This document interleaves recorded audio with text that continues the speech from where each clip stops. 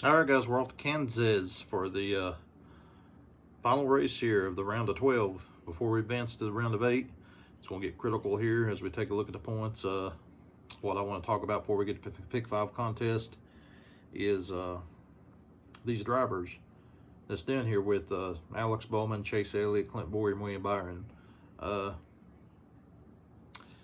It could take, with Joey Logano and Keselowski only being 20 and 18 points ahead, that's one or two of these guys could get in there if these Keselowski and Logano has bad luck with their wrecks.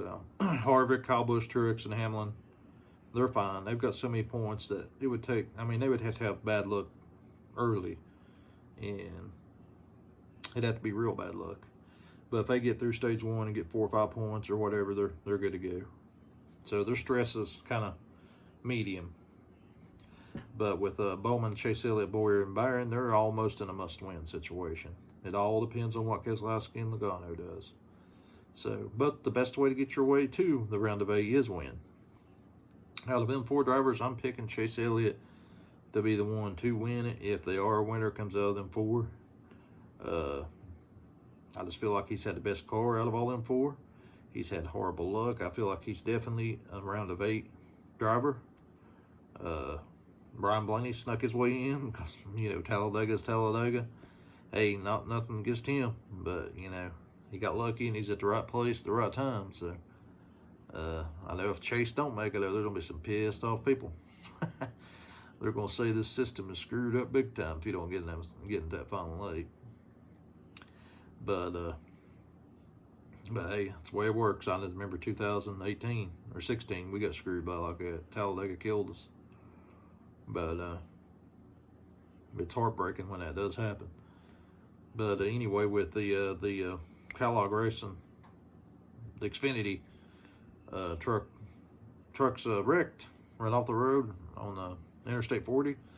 Hit a bunch of trees and stuff. Thank goodness the drivers are okay, and obviously, destroyed a lot of equipment, a lot of money destroyed there, and but they said they're still going to run, so I guess that's good. With the Jimmy Johnson, I'm just giving you guys some news before I get the contest. Jimmy Johnson said he will let Rick Hendrick know his future in 4 to 6 months, which tells me that he's going to see how the season starts out. I feel like he's judging maybe a 5 to 7 race deal here next year to see whether he's competitive. Or he ain't competitive, and I think he'll make his choice from there. That's mainly what I see about it. Stenhouse is going to go to JTG Doherty Racing in 2020. I think Daniel Hemrick would have been a better pick, but that's just me. I feel like Stenhouse has his dues. I think he's had his opportunities, and I just don't see. I could be wrong,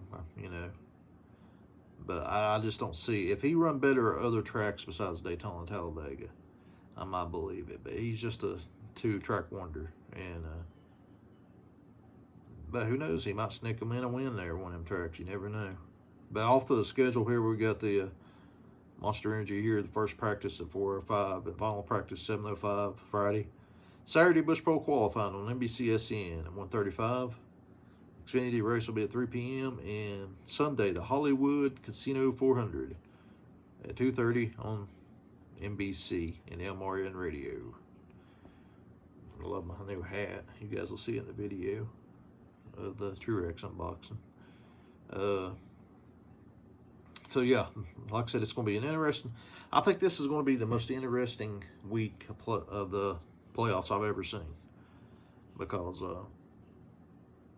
you got 2 or 3 drivers down there. Actually, all 4 drivers are talented drivers, and all 4 could advance to the round of 8. They got the talent to do it, and it just depends on. I just think Penske has had success here in the past at Kansas. I think it's going to be hard to get by them. And with the other drivers ahead of them, Harvick and Busch and Truex, they got so many points. It's going to be, Chase Elliott and them guys have got to set their mindset. Don't worry. I know everybody's saying get as much points as possible.